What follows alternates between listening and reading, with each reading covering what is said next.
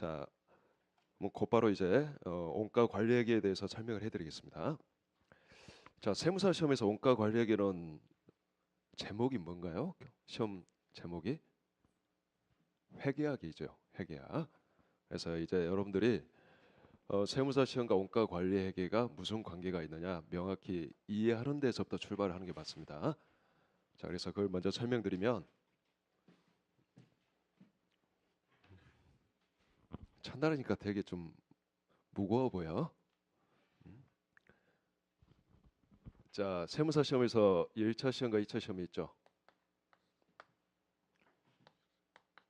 1차와 2차가 있는데, 자, 정식 이름이 회계학이에요. 자, 회계학이라고 하면 재무회계, 원가회계를 말하는 거죠. 자, 그래서 재무와 원가가 있는데,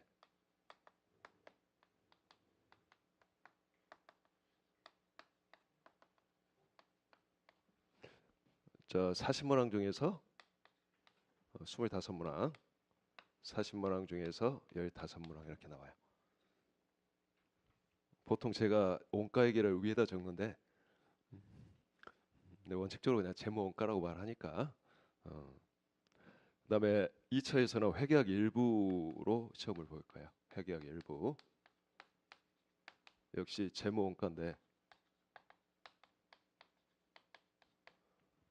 자, 각각 두 문항씩 나오는데 여기는 30점짜리 두 문항, 20점짜리 두 문항이에요. 그래서 60점, 40점이죠. 자, 시험 문제는 이렇게 출제가 된다고 보시면 되겠어요.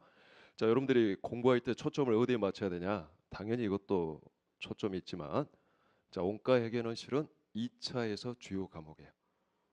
꼴랑 40점인데 무슨 주요 과목이냐? 이렇게 생각할 수 있겠죠? 그게 아니에요. 자, 원가는 답 맞추고 어느 정도 필요한 과정이 들어가 있으면 40점에서 거의 37, 8점을 맞을 수가 있어요. 자, 그런데 답이 틀리고 과정이 별 볼 일 없으면 절대 5점을 넘지 않아요. 자, 무슨 말이냐? 다른 과목은 자, 평균을 기준으로 이러한 정규 분포를 보인다고 했을 때 점수 분포가, 자, 원가에게는 어떤 분포를 보이냐면 이런 분포를 보여요. 자, 상당히 좀 이런 분포를 보여요. 자, 고득점도 다수, 그다음에 꽈락도 다수야, 알겠죠? 그러니까 굉장히 낮은 점수도 다수예요. 그러니까 상대적으로 좀 리스크가 큰 과목이다라고 말할 수 있어요. 즉 잘하는 사람과 못하는 사람의 상대적 점수 편차가 크다. 그러니까 다른 과목은 잘하는 사람과 못하는 사람이 고작 10점 정도 간격이라면 원가에게는 40점인데 이게 30점 간격이 돼버릴 수 있는 거예요. 무슨 말인지 이해가 됐죠? 그런 의미에서 중요한 과목이다라고 말씀드릴 수 있어요. 그러니까 절대 점수는 비중이 낮지만 상대적 점수 차이에 있어서는 다른 과목보다 오히려 더 높을 수 있다. 즉 암만 잘한 사람도 2차 때 또는 1차 때 실수해 버리면 확 벌어져 버린다는 거지. 자, 이해됐죠? 자, 그래서 항상 주의를 요한다 이렇게 말씀드릴 수 있어요. 자, 그러면 이제 우리가 공부를 어떻게 할 거냐? 일단은 기본서를 먼저 봐야 되겠죠. 우리 이번 기본 과정을 통해서 자, 기본서를 먼저 학습합니다. 이게 가장 중요한 거예요. 기본서가. 자, 그다음에 1차 대비해서는 자, 객관식 원가 관리 회계를 봐야 되겠죠. 객관식 교재를. 자, 여기서 1차용 객관식 문제를 풀어보는 거예요. 자, 많이 풀면 풀수록 유리하겠죠. 자, 그다음에 최근에 세무사 시험이 회계학 1차에서 회계학과 2차에서 회계학 일부가 어렵게 나오고 있어요. 과거보다 많이 난이도가 올라가고 있어. 이유가 응시생이 많고 1차 합격생이 많아요. 자, 그래서 2차는 어느 정도 그 채점의 문제가 있기 때문에 인원을 좀 조절할 필요가 있단 말이에요. 뭐 2차를 만 명이 볼 수는 없는 거잖아. 그러니까 인원을 조절해야 된단 말이야. 그러니까 유예생이 많이 쌓여 있으면 1차를 어렵게 내는데 뭐 어느 쪽에서 어렵게 내냐? 회계학에서 어렵게 내는. 올해가 약간 좀 그랬죠.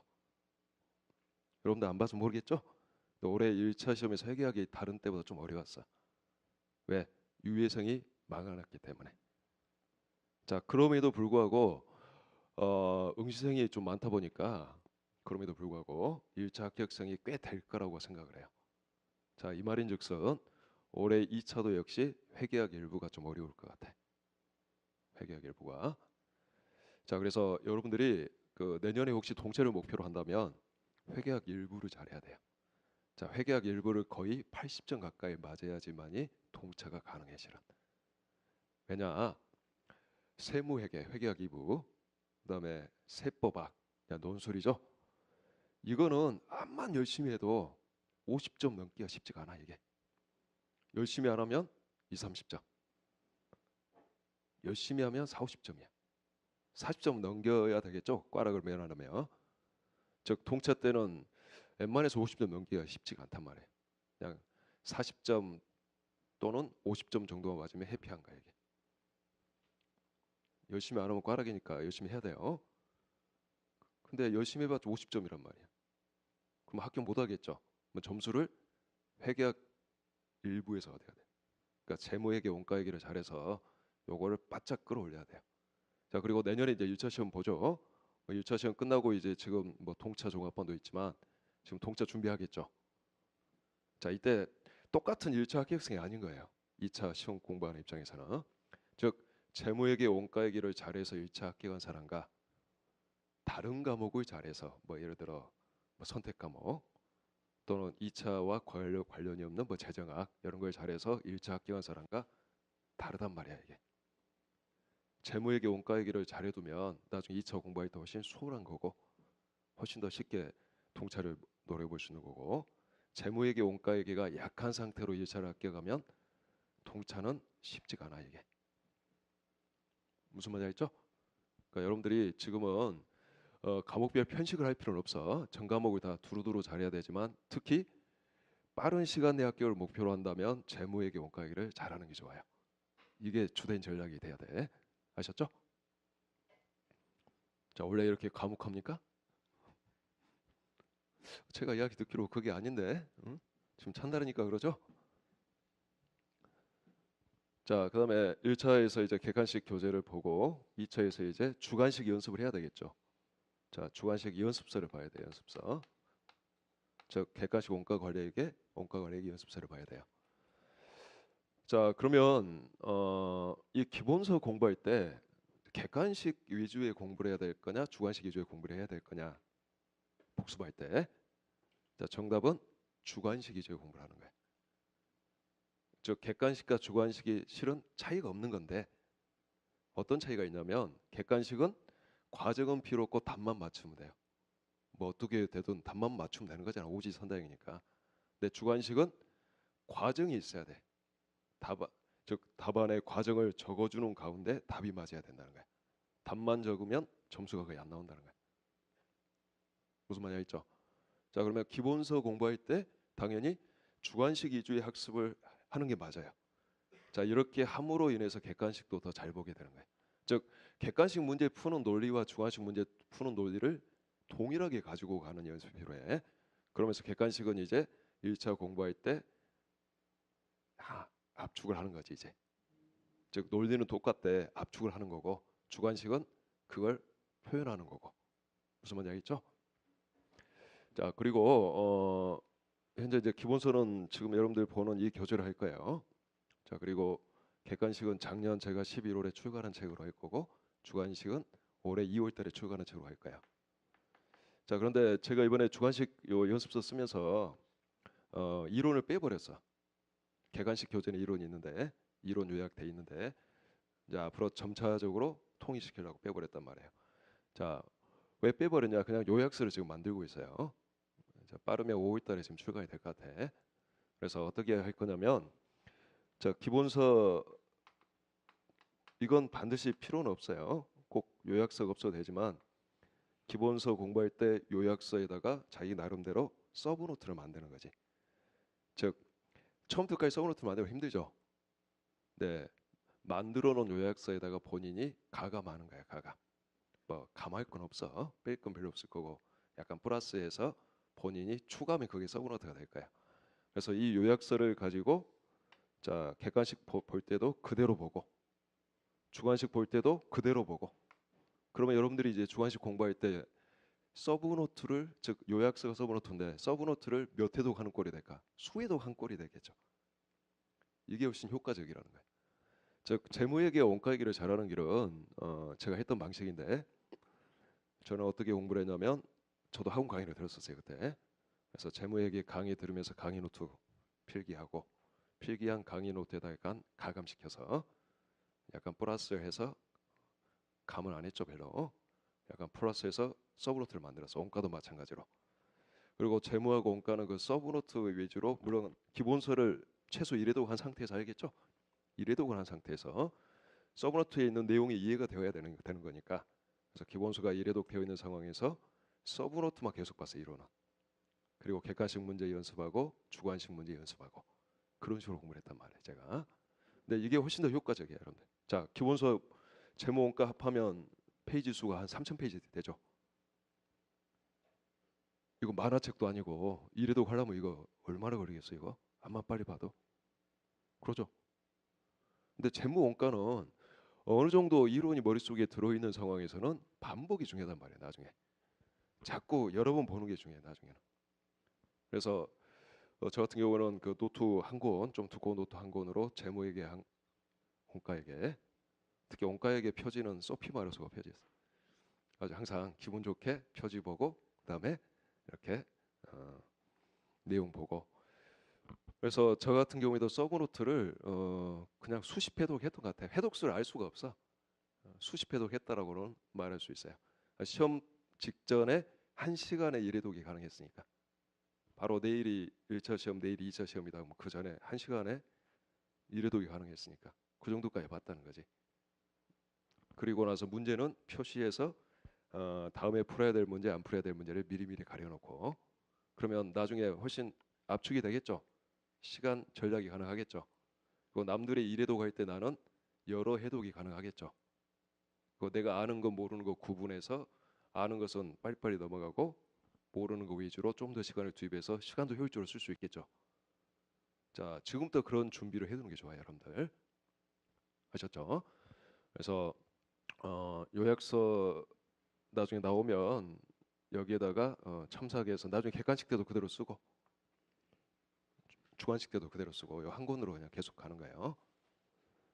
자, 현재 이제 책을 개정해 갈 건데 연습서는 올해 2월 달에 돼 있으니까 그냥 그대로 갈 거고, 자, 다음에 이제 기본서와 객관식을 개정할 거예요. 특히 객관식 교재는 앞에 이론 부분을 빼버릴 거야. 문제만 남겨둘 거야. 요약서가 있으니까. 이거 쓸 때만 해도 이거 감안하지 않아서 이론 요약이 돼 있어요. 근데 객관식 교재 이론 요약과 요약서 이론 요약이 한 70%는 거의 비슷해. 자, 대충 어떻게 준비하면 되는지 큰 개괄은 잡히죠? 자, 준비를 그렇게 해 나가면 됩니다. 서브노트 하자. 서브노트 하자. 그래서 남들 기본서 1호독 할 때 나는 수회독 할 수 있도록 만들어 두자. 그리고 문제 유지의 학습을 하자. 뭔 말인지 알겠죠? 자, 그런 식으로 준비한다. 자, 그러면 자, 여러분들 그 재무회계 공부 시간에 회계학의 큰 분류에 대해서 배웠어요? 재무회계, 관리회계 분류 배웠어요? 분류 나오죠? 한번 그냥 간단히 할게요. 자, 교과서 그 서론 부분 보면, 자, 재무회계와 관리회계라는 게 있다. 즉 회계학을 크게 구분하면 재무회계, 관리회계가 있다. 자, 다음 페이지 표를 보면 될까요 아마? 자, 표 나와 있죠? 자, 뭐에 따른 구분이냐? 자, 이겁니다. 회계란 정보 이용자에게 유용한 정보를 제공하는 게 목적이란 말이야. 무슨 말인지 알죠? 회계 정보를 필요로 하는 누군가에게 유용한 정보를 주고자 해. 자, 회계 정보, 유용한 회계 정보. 자, 그러면 정보 이용자는 크게 기업 외부자와 기업 내부자 이렇게 구분할 수 있겠죠. 자, 기업 외부자는 누구예요? 가장 대표적으로 내가 어떤 회사 주식을 사는 경우 있죠. 주식 투자자, 투자자. 그다음에 채권자, 돈을 빌려주는 자. 그다음에 또 노조도 엄밀히 따지고 외부자야. 기업과 별개로 속해 있는 단체란 말이야. 뭐 노조원 전부 다 외부자죠. 자, 이 외부자가 필요로 하는 정보가 있을 거고, 또 기업 내부자. 자, 내부자는 누구예요? 가장 대표적인 내부자는 경영자란 말이야. 그다음에 중간 관리자, 그다음에 종업원도 내부자가 될 수 있겠죠. 자, 근데 가장 대표적인 내부자 경영자라고 생각하시면 되겠어. 자, 이렇게 주주 즉 투자자죠. 주주와 채권자와인 외부자 또 경영자인 내부자 이 두 사람이 이 두 분류가 필요로 하는 회계 정보가 다르다 이거죠. 자, 이렇게 기업 외부자에게 회계 정보를 제공할 목적으로 만들어 놓은 회계가 재무회계예요. 자, 그러면 기업 외부자는 뭐에 관한 정보가 필요하겠어요? 그 기업의 전체 정보가 필요하겠죠.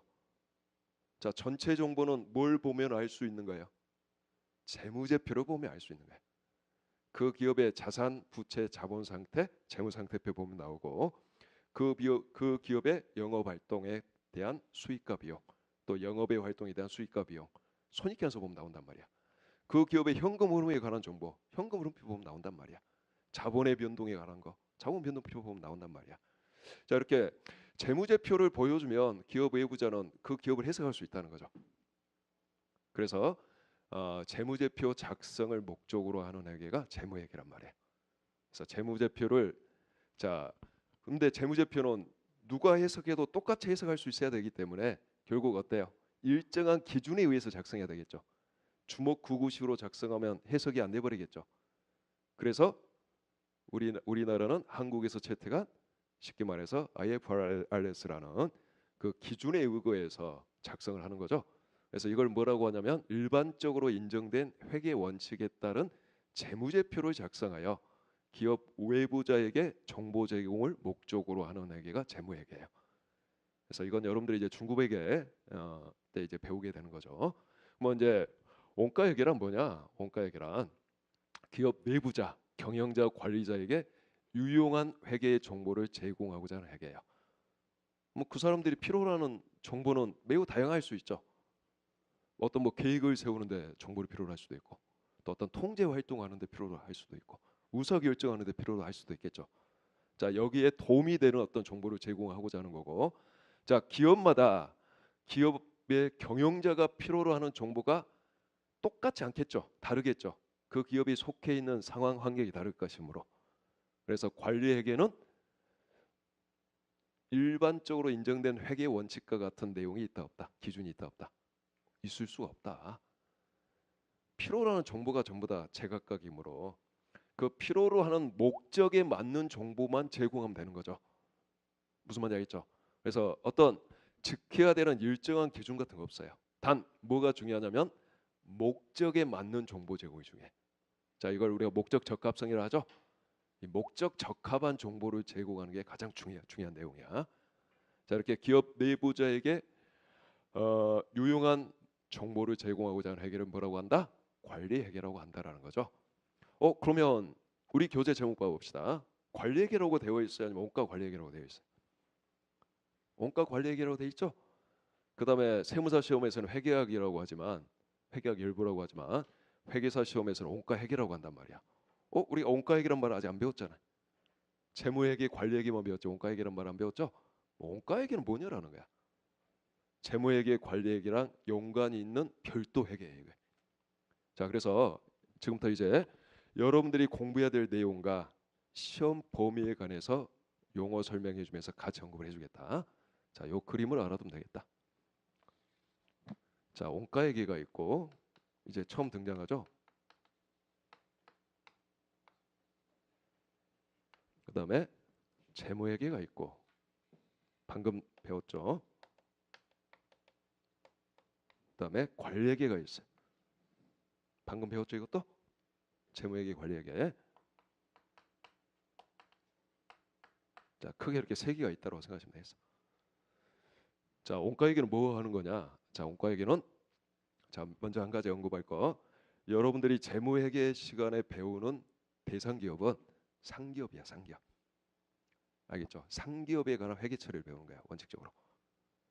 근데 이렇게 주위를 둘러보면 상기업도 많지만 제조기업도 많죠. 물론 우리가 길거리에서 볼 수 있는 건 대부분 상기업이지만 조금만 외곽으로 빠지면 제조기업이 많단 말이야. 자, 제조기업에 관한 건 어디에서 배워야 돼요? 바로 원가 관리에서 배우는 거예요. 뭐 상기업에 관한 회계 처리와 제조기업에 관한 회계 처리는 거의 대부분 일치해. 한 가지만 차이가 있어. 어떤 차이가 있냐면 제조기업은 무에서 유를 만드는 거야. 즉 원재료를 사서 뭔가 가공을 하여 제품이란 걸 생산하는 과정이 있는 거고, 상기업은 그게 없죠. 이미 만들어진 제품을 내가 구입해서 매입하여 보관하고 진열하다가 외부에 그냥 그대로 파는 거죠. 그러니까 제조를 하냐 안 하냐 이 기능밖에. 즉 공장이 있냐 없냐, 제품을 제조하는 공장이 있냐 없냐. 자, 좀 더 정확히 말해 보면 제조를 하냐 안 하냐 이 차이밖에 없단 말이에요. 자, 이렇게 제조 기업은 제조를 하다 보니까 상기업과 달리 원가 계산이 매우 복잡해진다는 거죠. 상기업은 원가가 뭐예요? 상품의 취득 원가와 그 부대 비용이잖아. 그게 상품의 원가잖아. 그러니까 별도로 원가라는 걸 공부하지 않아도 알 수 있단 말이에요. 근데 제조 기업은 그렇게 쉽게 정의할 수가 없는 거죠. 자, 내가 이 계산기를 생산한 기업이에요. 이 계산기 원가 계산할 수 있어야 되겠죠. 이 계산기 한 대당 원가 얼마지? 이거 알아야지 뭔가 매출 총액 이런 것도 계산할 수 있고 뭔가 이익도 계산할 수 있는 거잖아. 또 재고 자산도 평가할 수 있는 거고. 그래서 제조 기업이 생산하는 이 제품의 원가 계산을 하고자 하는 회계가 바로 무슨 회계다? 자, 따라서 해봅시다. 원가 회계다. 자, 코스트 어카운팅. 자, 원가 회계다. 그래서 원가 회계는 한 가지 목적밖에 없다. 바로 제품 원가 계산하고자 한다. 제조 기업의 제품의 원가를 계산하고자 한다. 이 목적밖에 없어요. 무슨 말이죠? 즉 원가 정보를 창출하는 거야. 획득하는 거야. 그러면 여기서 이제 창출된 원가 정보를 활용을 해야겠죠. 그러죠? 그 활용하는 회계들이 바로 재무회계와 관리회계인 거죠. 자, 기업 외부자를 이용해서 활용시키는 게 재무회계고, 기업 내부자를 이용해서 원가 정보를 활용하는 게 관리회계란 말이죠. 자, 그러면 먼저 여기서 창출된 제품 원가 계산의 정보를 재무회계로 보낸다는 거죠. 뭐 재무회계는 이걸 이용해서 제조기업에 뭘 작성할 수 있다는 거예요. 재무제표를 작성하는 거지. 이 원가 계산을 해야지만이 재고자산을 평가할 수 있고 매출 원가 금액을 알 수가 있는 거예요. 그래서 FS, 자, 재무제표 작성을 할 수 있게 된다는 거예요. 재무제표 작성을. 자, 그다음에 이 원가 회계는, 자, 이것도 역시 원가 정보의 활용이죠. 활용을 하는데, 원가 정보를 활용하는데 재무제표 작성에 이용한다는 거죠. 자, 이거는 제품 원가 계산이란 건 원가 정보를 획득하는 거야. 창출하는 거야. 창출. 원가 정보를 창출하는 거야. 자, 창출했으니까 재무회계 보내죠? 보내. 자, 요거는 시험에 어느 쪽에서 나와요? 이건 재무회계 쪽에서 나와. 재무회계 쪽에서. 대신에 원가 계산은 안 물어봐. 원가 계산된 결과는 주고 물어볼 수 있는 거야. 자, 그다음에 이제 또 하나 활용이 바로 관리회계로 토스하는 거야. 기업 내부자에게 필요한 원가 정보를 제공해서 기업 내부적으로 활용할 수 있도록 하자는 거죠. 자, 그러면 관리회계에서는 뭐에 필요한 거냐, 원가 정보가? 자, 경영자가 필요로 하는 내부 관리라는 게 뭐가 있어요? 바로 계획과 통제가 있어. 자, 계획과 통제. 계획을 세워야 되겠죠. 기업의 계획을 세워야 되겠죠. 그다음에 자, 계획을 세웠으면 실행하겠죠. 뭐 실행 결과가 나오겠죠. 뭐 실행 결과와 당초 계획을 상호 비교하여 계획이 얼마나 잘 달성됐는지를 평가해봐야지 되겠죠. 자, 이런 것들을 우리가 통제라 그래요. 자, 실행하고 실행 결과를 계획과 비교하는 일련의 과정을 통제라 그래. 그래서 계획과 통제. 자, 영어로 플랜, 그다음에 두, 계획 세운다, 실행한다, 그다음에 평가한다. C. 알겠죠? 플랜 두 C. 자, 계획과 통제하는데 원가 정보가 필요하단 말이야. 원가를 알아야지 계획을 세울 수 있는 경우가 많으니까. 자, 이게 첫 번째고. 자, 그다음에 의사결정하겠죠. 경영자가 가장 중요한 게 의사결정이란 말이야. 자, 선택 가능한 대안이 여러 개일 때, 자, 우리 기업의 이익을 가장 극대화시키는 대안을 선택할 수 있어야 되겠죠. 그래서 의사결정을 종종 하게 돼. 자, 의사결정에 역시 원가 정보가 필요하다는 거야. 의사결정에. 자, 그다음에 요거는 이제 전통적으로 있어왔던, 즉 과거부터 있어왔던 그런 관리의 내용이고, 자, 이제 최신 관리의 내용이 있어요. 자, 최신 관리의 내용은 관점도 좀 다양해집니다. 원가를 절감해 보자 이런 관점도 들어 있고, 그래서 경쟁 우위를 획득해 보자 이런 이제 최신 관리의 내용이 있어. 최신. 자, 여러 대 필요하단 말이야. 어떤 뭐가 필요하다는 거예요? 제품 원가 계산 정보가 필요하다는 거죠. 그래서 자, 역시 관리에게는 원가 정보를 여기 기업 내부 관리 행위에 활용하는 거야. 이렇게 세 가지의 원가 정보를 활용하고자 하는 원가 정보의 활용. 원가 정보의 활용. 자, 그러면 어, 지금부터 이제 우리가 수업 시간에 배우는 원가회계 공부 범위는 뭐냐? 즉 시험 범위는 뭐냐? 자, 지금 노란색으로 제가 표시한 부분이에요.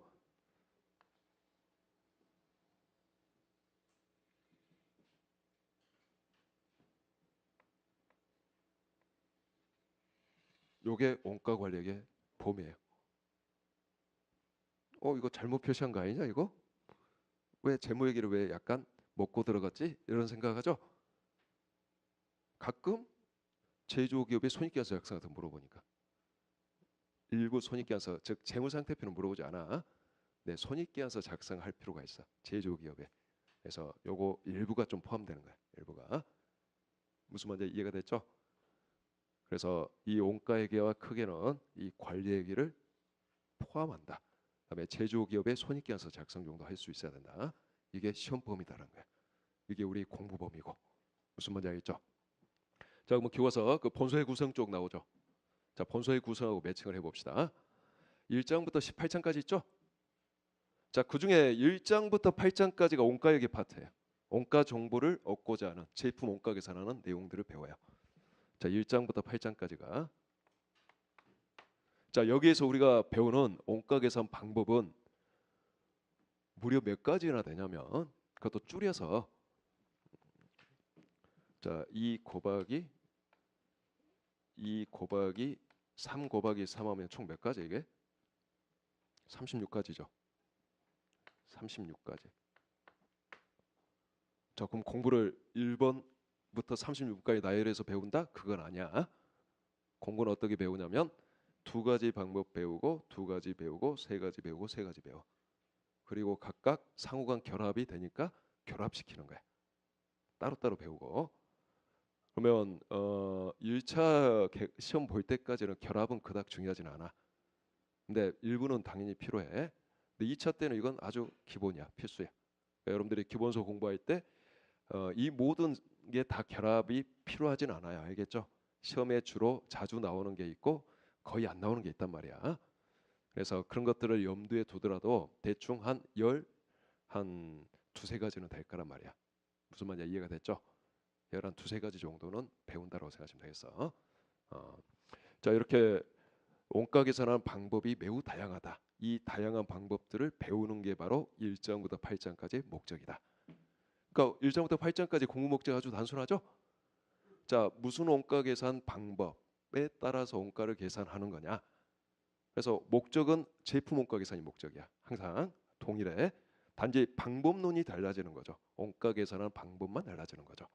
이해됐죠? 그래서 이것들을 이제 배워 나갈 거야.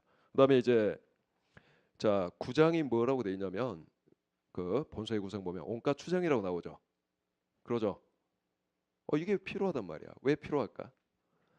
자, 대부분 제품 원가 계산은 미래 원가를 아는 거야, 아니면 과거 이미 지난 회계년도의 제품의 원가를 아는 거야. 지난 걸 아는 거잖아. 지난 1년 동안의 제품 원가가 얼마지 이렇게 계산하는 거잖아. 과거를 계산한단 말이야. 근데 봅시다. 의사결정이란 과거에 대한 결정이 아닌 미래에 대한 어떤 선택이에요. 미래에 대한 거잖아. 계획, 미래에 대한 거잖아. 과거 원가를 알았는데 미래에 대한 원가, 즉 미래 원가가 필요하단 말이야. 뭐 과거 원가를 그대로 갖다 써먹으면 안 되겠죠. 뭐가 필요하겠어요?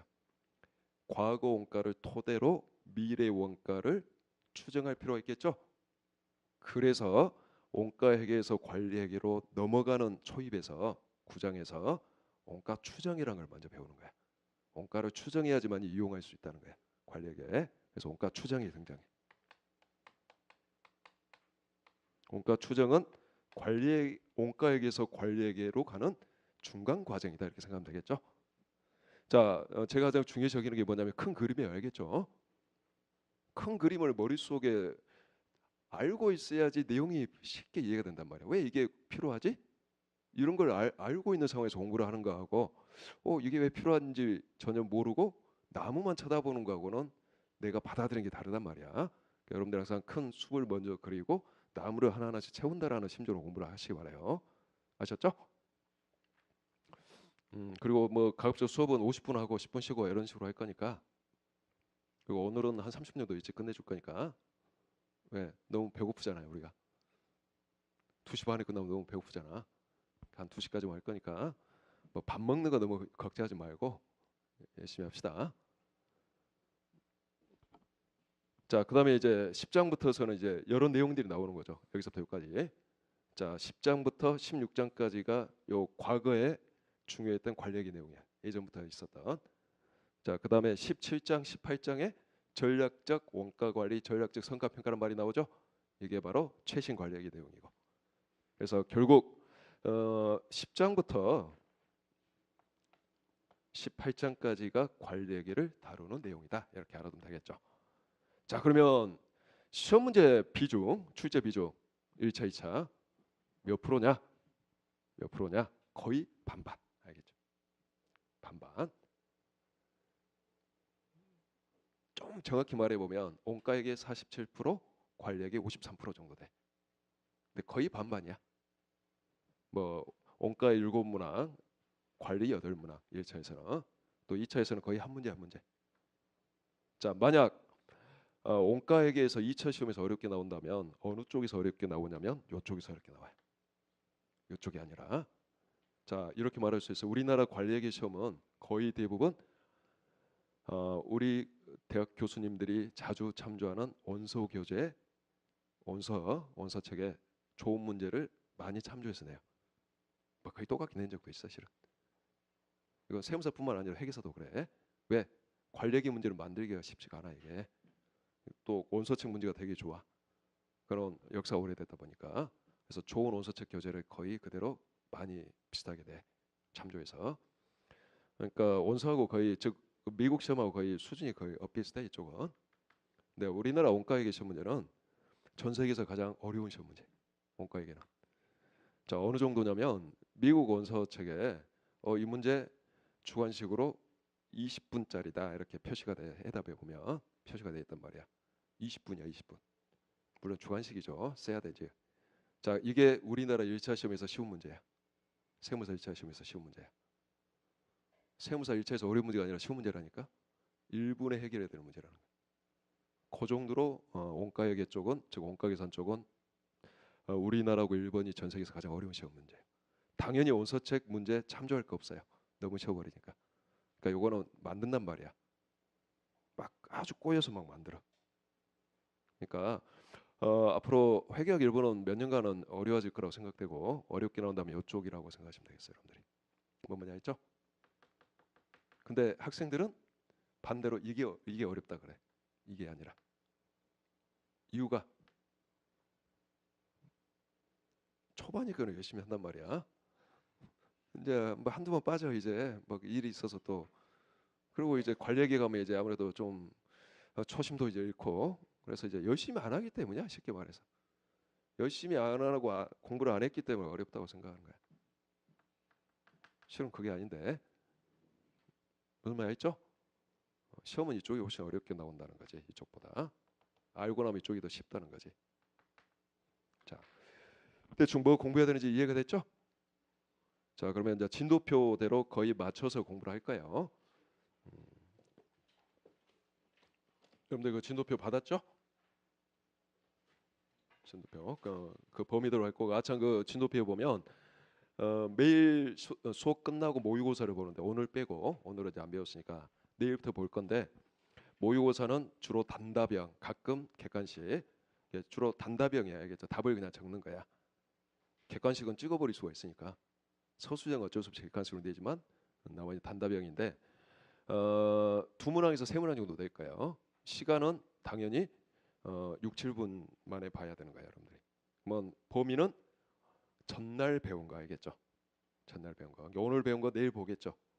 이미 문제는 다 만들어서 보내놨어. 이번 주 건 다. 그래서 매일 이렇게 좀씩 두세 문제씩 볼 거다. 그리고 그 자리에서 그 바로 시험 치고 끝나자마자, 그러니까 보통 1시에 끝나죠 수업이. 뭐 한 5분 일찍 끝낸다거나 그런 식으로 해서, 물론 별로 기대하지 마세요. 알겠죠? 5분 늦게 안 끝나면 다행이야. 어쨌든 1시에 끝나면 한 6, 7분 시험 치고 제가 가볍게 설명해 주고, 그런 식으로 할까요? 그런 식으로. 그래서 매일 시험 본다. 이게 시험 몇 번 보겠어? 22번 보는 거지. 원가에게 22번. 두 문제에서 세 문제 꼬박꼬박. 그러니까 복습 밀리면 돼요, 안 돼요? 안 돼요, 알겠죠? 복습해야 됩니다. 복습 밀지 말고 꼬박꼬박 해보세요. 그다음에 가급적 그 회계학은 진짜 서브노트 만드는 게 아주 중요해. 아주 중요해. 차이가 많아 이게. 근다고 서브노트 만드는데 온 정신을 쏟으면 안 돼. 그냥 강의 들으면서 만들어도 되고, 뭐 편하게, 아니면 요약서에다가 참작해도 되고, 편하게 따라 하세요. 요약서는 5월달 중으로 나올 것 같으니까 그때 뭐 하셔도 되고. 자, 이제 1장부터 보도록 합시다.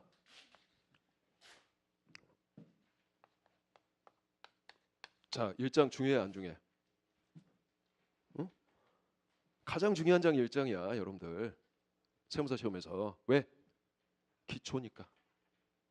여기에서 새로운 용어들을 많이 배우니까, 여러분들이 원가 회계에서 쓰는 용어들을 배우니까 용어의 개념과 정의를 명확히 머릿속에 담고 있어야지 편해진다는 거야. 나중에 2차 문제 해석도 제대로 할 수 있고. 그러니까 그런 의미에서 매우 중요한 장 1장이에요. 무슨 말이죠? 용어를 명확히 알아야지 나중에 기초가 튼튼한 거야. 그래야지 시험을 잘 볼 수 있는 거고. 자, 그러면 그 원가는 많이 나오죠. 코스트 뭐 이런 건 알려고 할 필요 없죠. 원가는 뭐예요? 내가 뭔가를 만들기 위해서는 뭔가를 희생하게 되죠. 바로 이 희생된 자원을 화폐 가치로 표현한 게 원가야. 원가는 말로 표현한 게 아니라 뭐로 표현한 거다? 화폐 금액으로. 알겠죠? 몇 원, 뭐 50만 원, 뭐 3만 원, 이렇게 화폐 금액으로 표현한 게 원가다. 자, 분필 이거 만들려 그래도 뭔가 자원이 많이 희생되겠죠. 어떤 자원들이 희생돼야 돼? 생각해보죠. 이거 만들기 위해서 뭔가 원재료가 있어야 될 것 같잖아. 재료가 있어야 되겠죠. 재료만 있으면 이게 저절로 만들어져요?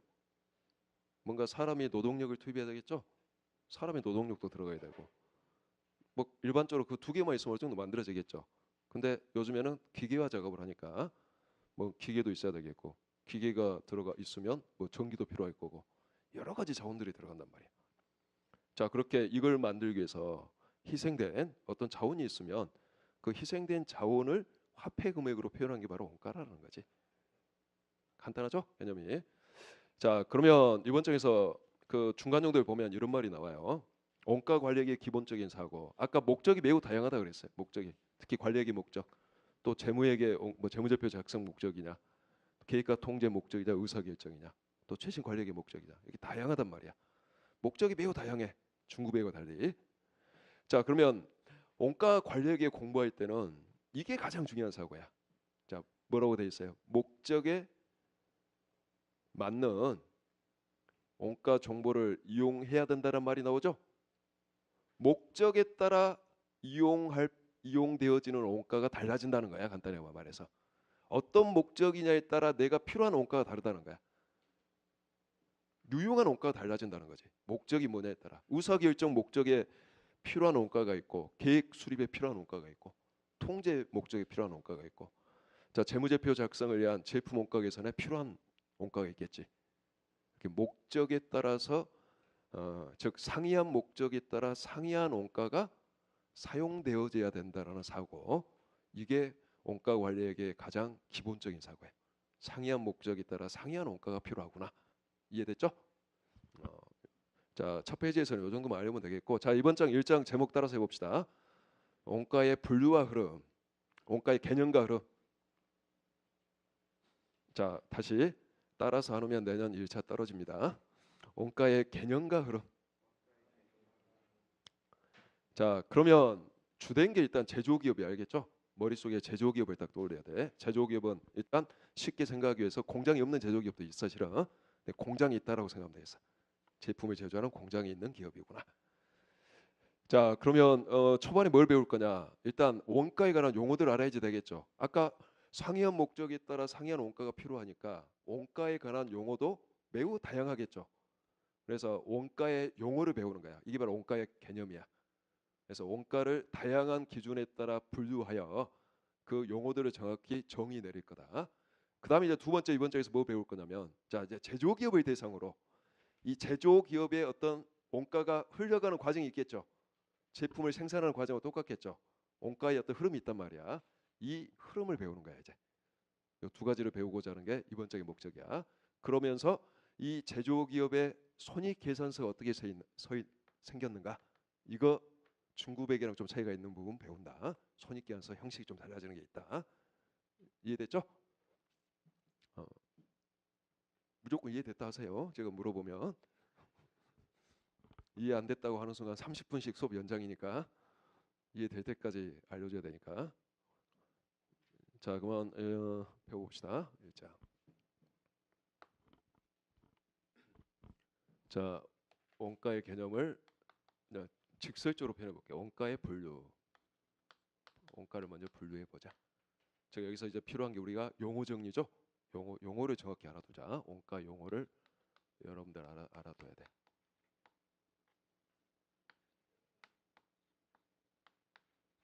자, 원가에 대한 용어를 정리할 거야. 자, 첫 번째 기능에 따른 분류란 말이 나오죠. 기능에 따른 분류.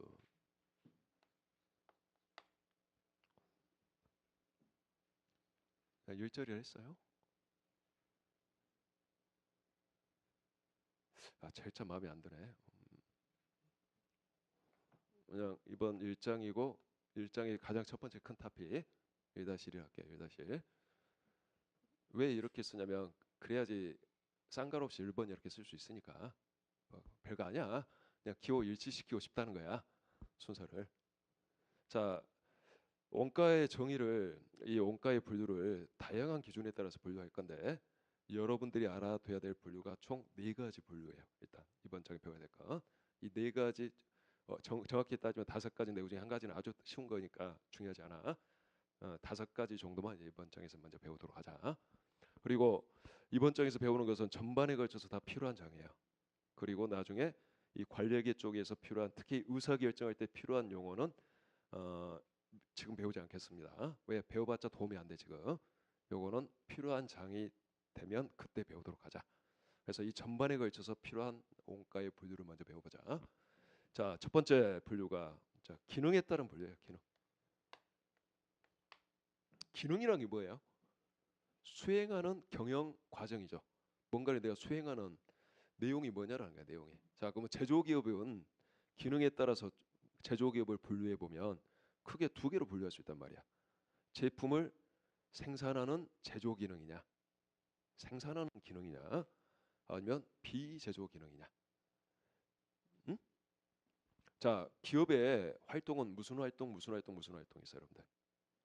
영업 활동이 있고, 투자 활동이 있고, 재무 활동이 있죠. 중국의 시간에 배웠잖아. 영업, 투자, 재무 활동이 있어. 안 배웠으면 지금 배우면 돼. 나중에 나온단 말이야. 현금 화폐에서 나온단 말이야. 영업 활동, 자, 따라서 해봅시다. 영업 활동, 투자 활동, 재무 활동. 자, 이 활동의 결과물이 자 현금과 관련이 있으면 현금 흐름표, 아니면 재무상태표에 나온단 말이야. 일부는 손익계산서에도 나오고. 자, 뭐 우리 원가 관리에게는 이 3가지 활동 중에서 무슨 활동이 주된 내용일까요? 영업, 투자, 재무 활동 중에서 거의 95% 이상 영업 활동만 다룬단 말이야. 영업 활동만.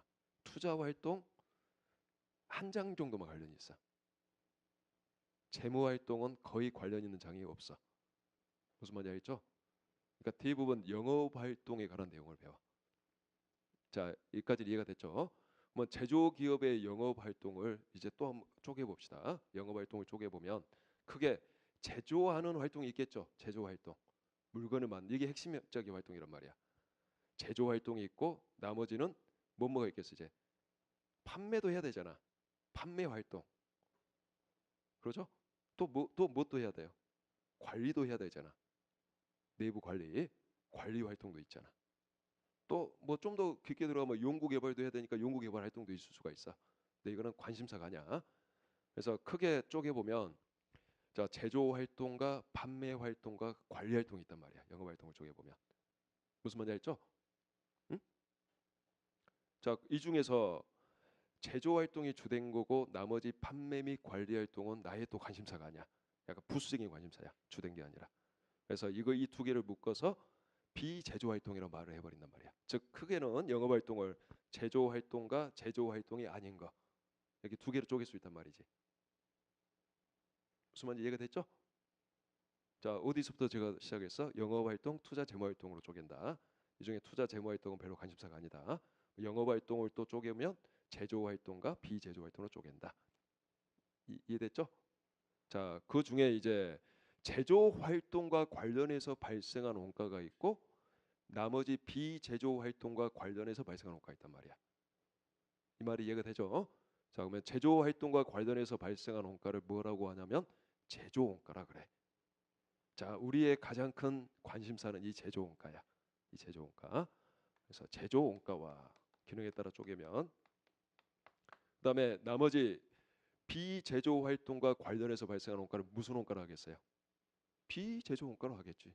비제조 원가. 제조 원가가 아니다 이런 뜻이지. 비제조 원가. 이렇게 일단 이건 좀 간격을 좀 두세요. 이렇게 일단 쪼갠단 말이야. 자, 그리고 제조 원가는 이제 좀 더 이제 깊게 들어가보자. 이게 일단 가장 큰 분류고. 자, 이거 만들라고 생각해 봅시다. 이거 뭐가 아까 있어요. 아까도 말해줬어. 일단 어떤 재료가 있어야 되겠죠. 원재료가. 뭐 여기 목감도 좀 필요해 보이고, 어? 그다음에 합성 수지, 플라스틱도 있어야 될 것 같잖아. 이런 걸 외부 어떤 원재료 공급업자한테 공급받아서 즉 사와서 투입해야 되겠죠. 자, 그래서 뭐 이렇게 제품 생산에 직접 투입된 원재료비를 뭐라고 하냐면 자, 이제 이런 용어들을 정확히 알아야 되겠죠. 바로 직접 재료 원가라고 한다. 직접 재료 원가. 자, 따라서 해볼까요? 직접 재료 원가. 자, 시험 문제는 교수님마다 달라요. 원가란 말을 쓰기도 하고 비라고 하기도 해. 비용할 때 비. 직접 재료비 이렇게도 나와. 똑같은 말이 알겠죠? 대부분 직접 재료 원가라고 더 많이 써. 근데 가끔 직접 재료비 이렇게도 나와.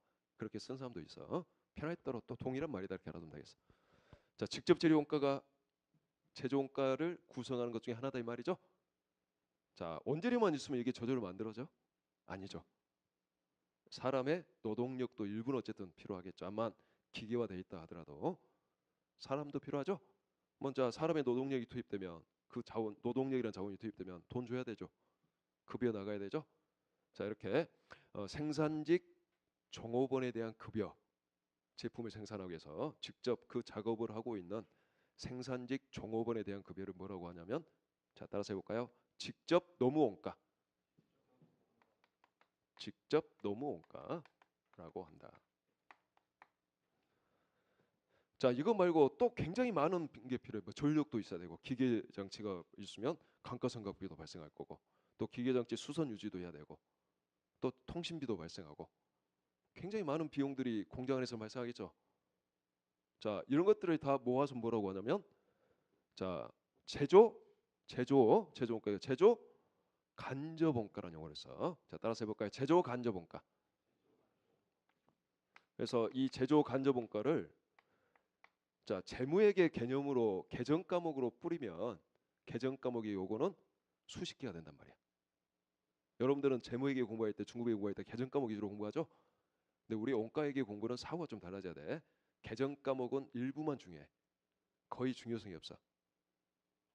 기준이 없다 그랬잖아 아까. 계정 과목이 중요한 게 아니라 이런 분류가 중요해. 분류가. 무슨 말인지 알죠? 분류가 중요하다. 분류가. 자, 이렇게 제조 원가를 쪼개 보면 제품 생산에 직접 투입된 원재료비, 직접 재료 원가, 제품 생산에 직접 투입된 생산직 종업원의 어떤 급여 수당, 직접 노무 원가. 자, 직접 재료 원가와 직접 노무 원가 위외의 나머지 모든 제조 원가를 뭐라고 한다?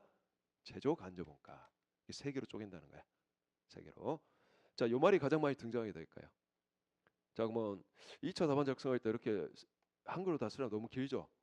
그래서 이걸 이제 약어로 많이 관용어처럼 써버려요. 영어 약어로. 자, 직접은 다이렉트죠. 자, 재료비 materials란 말이야. 원재료. 그래서 DM이라고 약어를 써. 자, 2차 답안에 DM이라고 써도 상관없어. 알겠죠? 거의 관용어처럼 쓰니까. 그다음에 직접 노무원가는 다이렉트 네이버 노동. 자, DL이라고 써. DL. 자, 제조 간접 원가는 팩토리. 그다음에 오버헤드. 교과서에 보면 나오니까 보시면 되겠어요. 자, 오버헤드라 그랬죠?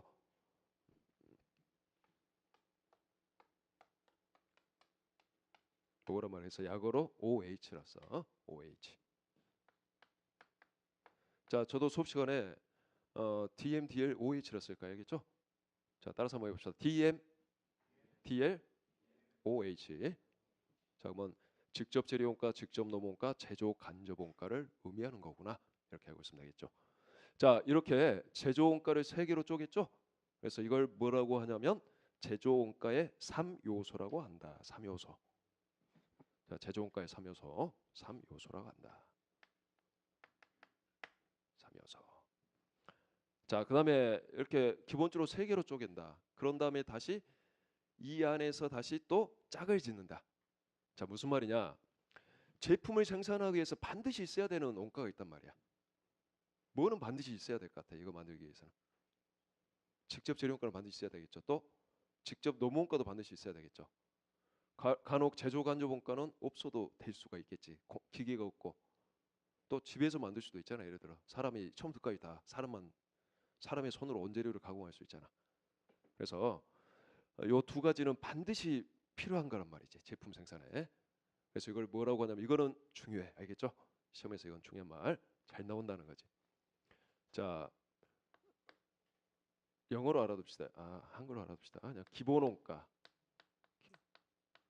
또는 기초 원가라 그래. 기초 원가 다 동의어야 돼. 기초. 기본 원가, 기초 원가 그냥 번역상 문제야. 자, 영어로는 기본적인 필수적인 프라임 코스트. 프라임 코스트. 옵티머스 프라임 알죠?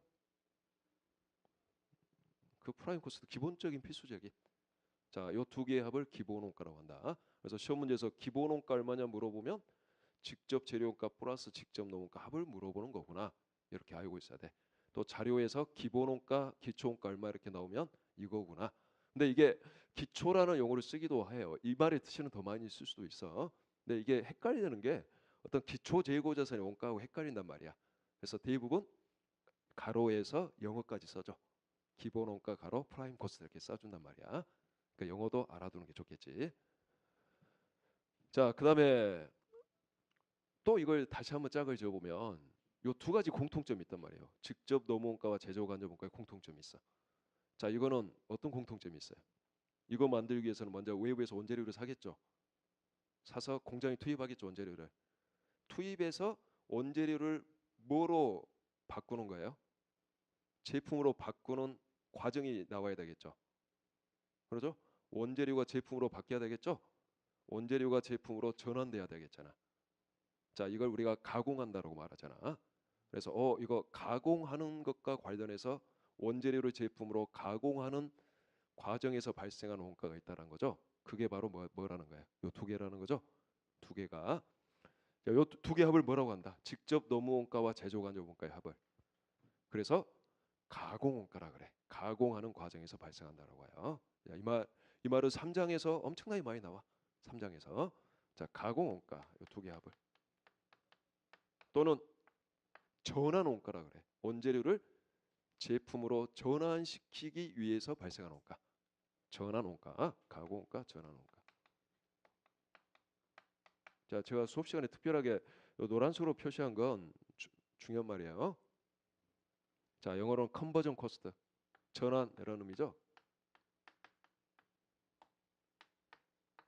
재밌게도 최근에는 다 가공가라는 용어만 썼어요.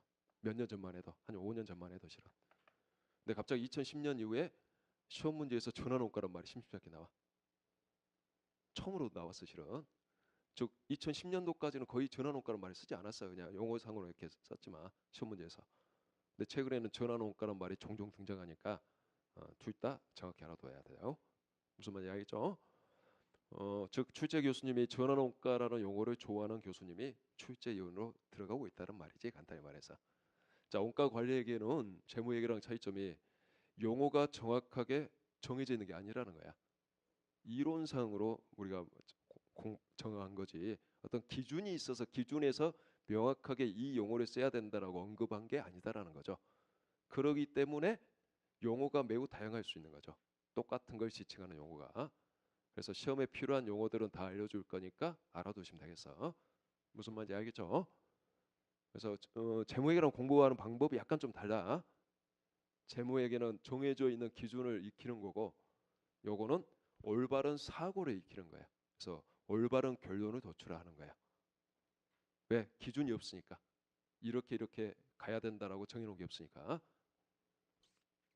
그러면 이거 너무 뜬구름 잡는 거 아니냐? 그렇지 않아. 올바른 사고가 더 쉬운 거야. 기준은 그때그때 바뀌는 거잖아요. 근데 올바른 사고는 바뀌어요, 안 바뀌어요? 안 바뀌기 때문에 재무회계는 시간이 지나면 또 기준이 바뀌면 또 배워야 되지만 원가 관리에게는 그런 게 아니다라는 거지. 한번 배워놓은 거면 웬만하면 계속 간다는 거야. 그게 올바른 사고는. 자, 그다음에 비제조 원가는 두 개로, 이건 별로 중요하지 않아요. 아까 영업 활동에서 제조 활동을 제한 나머지 활동이라 했죠. 나머지 활동이 아까 뭐가 있었어요? 주된 게 판매 활동과 관리 활동이 있었죠. 그래서 이건 판매비와 관리비. 판매비와 관리비.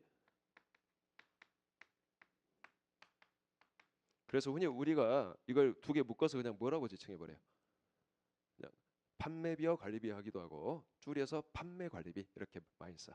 시험 문제에서 주로 판매 관리비 이렇게 많이 나와. 두 개를 묶어서 판매 관리비라고. 자, 요거는 주된 관심사는 아니다, 알겠죠? 주된 관심사는 아니다. 우리의 주된 관심사는 이 제조 원가에 관한 걸 정확히 이해하고 제조 원가를 계산하는 거다.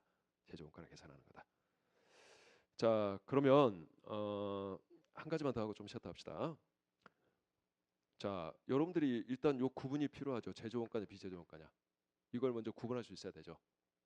자, 이 구분은 무슨 기능과 관련해서 투입된 자원이냐, 이게 구분 기준이야. 계정 과목 이름이 구분 기준이 아니야. 즉 감가상각비, 제조 원가야 비제조 원가야. 아니면 제 질문이 말이 안 되는 거야.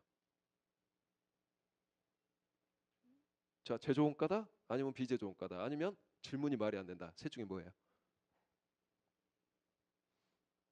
다시 제조 원가다? 비제조 원가다? 질문이 말이 안 된다. 셋 중에 뭐예요? 악센트가 다르잖아. 세 번째죠. 말이 안 돼. 왜? 예를 들어 이 판매하는 장소인 뭐 영업부 건물의 감가상각비다. 또는 어떤 관리와 관련돼 있는 어떤 사무용품비의 감가상각비다. 그러면 비제조 원가란 말이야. 즉 판매비와 관리비란 말이야. 판매 관리비란 말이야. 영업부 건물, 뭐 어떤 사무용품비의 감가상각비다 그러면. 근데 공장 건물의 감가상각비다.